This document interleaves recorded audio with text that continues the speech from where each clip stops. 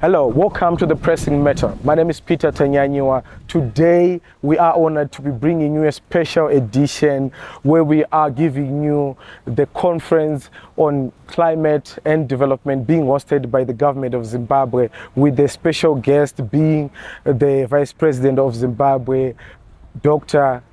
Constantino Chiwenga, here at HICC. Join us as we get to find out more. It is now my singular honor and privilege to officially launch the 4 key documents and declare the conference officially open.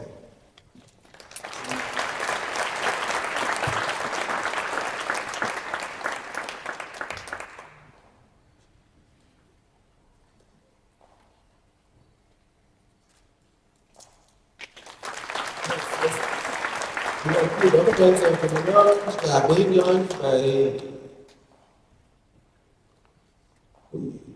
Honorable Vice President as we witness the 4 documents on climate change adaptation strategy. This is the Zimbabwe Nationally Determined Contribution Implementation Plan 2021-2030.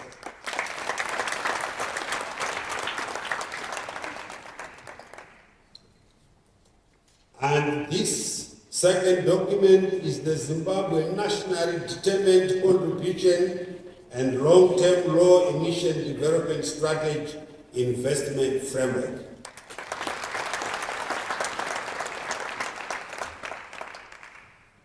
And the third document is Zimbabwe's National Climate Change Adaptation Plan.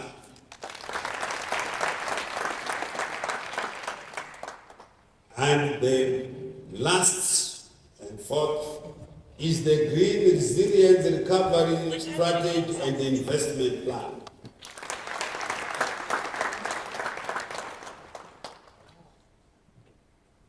Thank you, Senator. Hello and welcome to the Climate and Development Conference. Here I'm joined by one of the stakeholders. Ma'am, can you please introduce yourself?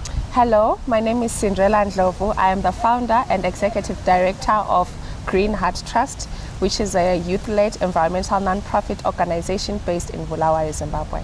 Okay, so before we really get into it, tell me, as a stakeholders in climate change, how do you feel by the involvement that the government of Zimbabwe is really, the step that they are taking in involving stakeholders in taking actions on climate?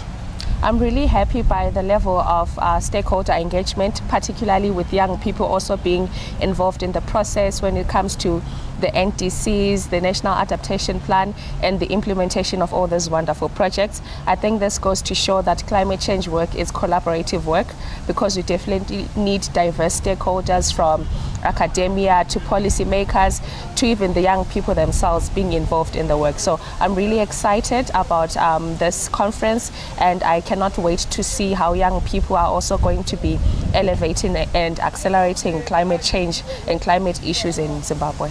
Okay, the benchmark, of course, having had VP Constantino Chiwenga being the guest of honor here. What are the takeaways from this climate change and development conference? I think the fact that we are launching 4 documents today goes to show how the government is hard at work in terms of trying to address climate change issues, and the fact that we have all those high-level dignitaries also attending the conference goes to show how serious the event is. So I'm really excited. We also have the children that are also participating, which means that we are not going to just look at children and young people as vulnerable groups to climate change, but also looking at them as important stakeholders when it comes to solution formulation and implementing all these wonderful policies and projects. Great. I'm liking the involvement of young people in all this. So what are the words of advice that you would want to give to the youth that are out there in as far as protecting and preserving their environment for sustainable future? I definitely would love to encourage young people in Zimbabwe to really take up environment and climate change issues seriously. Climate change is a long-term problem that is already here, and if we are not acting now as children and youth, it means that in the future all these burdens are still going to fall on our shoulders. So it's very important that young people and children step up to the plate and start doing something to address the impacts of climate change, to mitigate climate change through various ways, innovations, through various projects that they can do even at their levels in schools, in universities and youth-led organizations.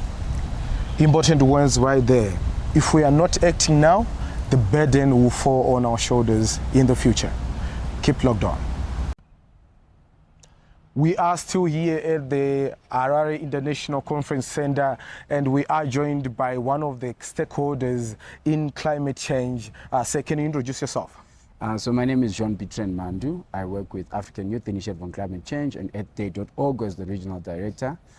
So we are here as young people, facilitating for other young people, children and youth to be active participation in the inaugural of such activities. Okay, so I was asking other young people, the government is really taking a very big step in involving youth stakeholders in climate change and development. How do you feel about this? So it has been a stride, because when we started it was quite limited. There was not much engagement of young people in the processes.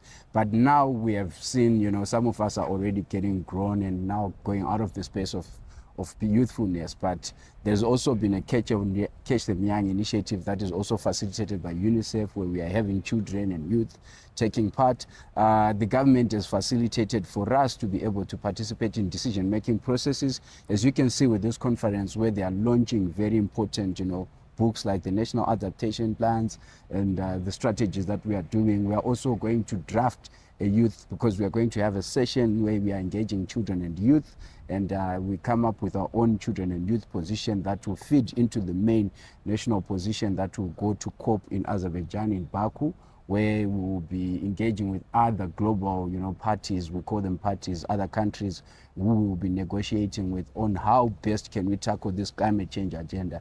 The climate change agenda, is broad. We are at the receiving end of the disasters. We are suffering most of the consequences, and the developed countries are the ones who caused most of the emissions, and they are the ones who pollute the most. So they have to compensate. So us being able to sit down, because with the climate there's no boundaries. So for us to be able to sit down and start talking, understanding each other, that you are doing so, we need the resources, you have the money, and we are using our vegetation to reduce the emissions from the atmosphere. People are dying, we need to compensate their lives. So those are the dialogues that we intend to go and be talking about at Baku. So for us to be able to do that, we have to bring together all the Zimbabwean voices. The young people, they also have to contribute, because they are the ones who are going to be challenged again with these consequences. They're the ones who are supposed to implement these plans that we are saying we're developing. So that's more of the initiative that we are pushing. Okay, while we're there, can you just tell me the basic understanding, because in layman terms, so that everyone can just understand, when we talk about climate and development conference, what are we really talking about? And also just tell me, while you have been engaging the government, what are the key takeaways that will eventually make you guys and the other stakeholders map a way forward for sustainable development? Okay, so when we talk of development, in this midst of, the climate crisis, we have actions that we have where we are talking of adaptation, which is trying to cope with the disasters or the threats that we are facing right now. How best can we survive? How best can we build resilience? That's the adaptation aspect. We also have the mitigation aspect, where we are saying, let's reduce our emissions. So in order for us to be able to do that, we need to be able to incorporate other economic factors, other social factors, and other political factors. So for us to mitigate, it means that we might transition from fossil fuels to renewable energy. We might want to transition in terms of the knowledge that we are giving each other, the education. We might need to change it so that we have climate education. Every person is equipped with climate change education. So that transition now is what we are talking of development. That's what we are calling development. It's not just, in the private sector where we say that you have to reduce your emissions, or you have to have a green policy when you are doing your stuff, or we don't have to have too much stranded assets and start moving with time rather than to wait for the change to grab you by the throat and drag you where you have to move with time. So that's the type of development that we are talking, that when we are saying we are providing, we are farming, we want to produce sustainably, we want to practice, sustainable climate smart agriculture, such initiatives. So that's what we are talking about. We want to develop the human capacity, we want to develop our production, our consumption, even our knowledge, which is the key fundamental before we start anything. So that's the conversation that we're talking about. It's loud and it's clear. So now other young people who also want to get involved in this fight for a better tomorrow, for a better future, how do they get involved in this? I mean, I've heard you talking about the COP conference that is happening in November. There's also another COP conference that is happening next year in July. Yes. So just tell us, how do young people get involved in this fight and they also get to secure their future?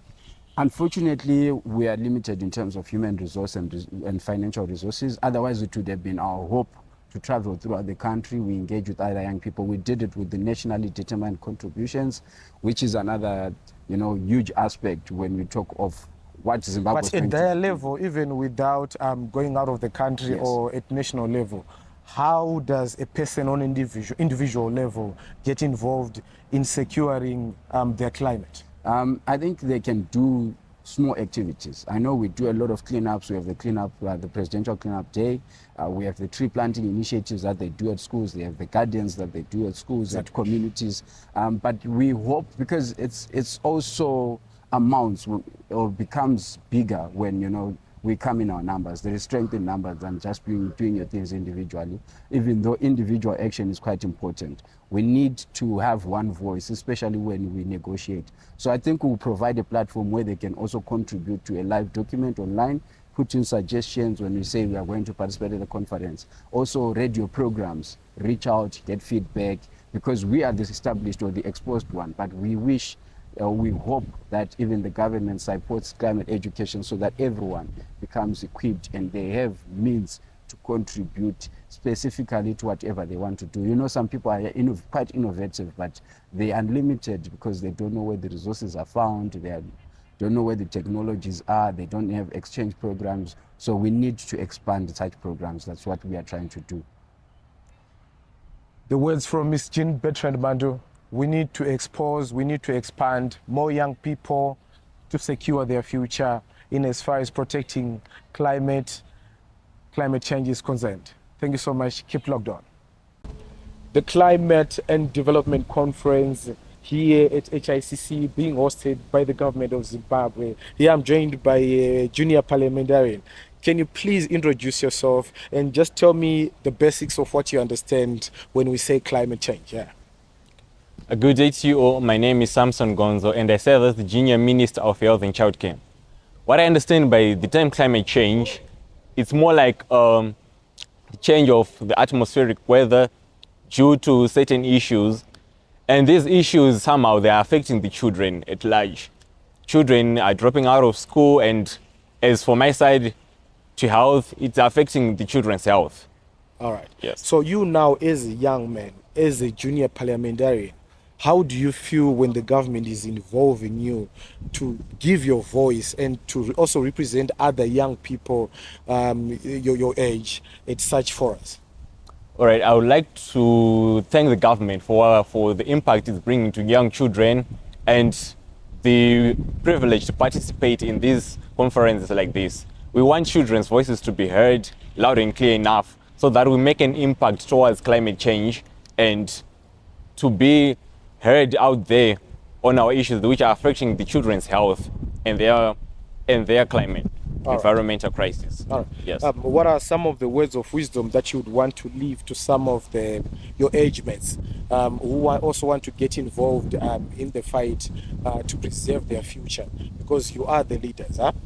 Yeah, sure. Yeah. So my message to you, all children out there, don't ever give up on fighting this climate change issue. I know it's been critical and we have some pending issues which we are working on so that we all get the change that we want on this issue, and we are working hand in hand with all other organizations, healthcare centers to curb climate and development. So I urge you all to work hard and be the change that you want for our country and for your schools and all your representative areas. I thank you. Be the change that you want.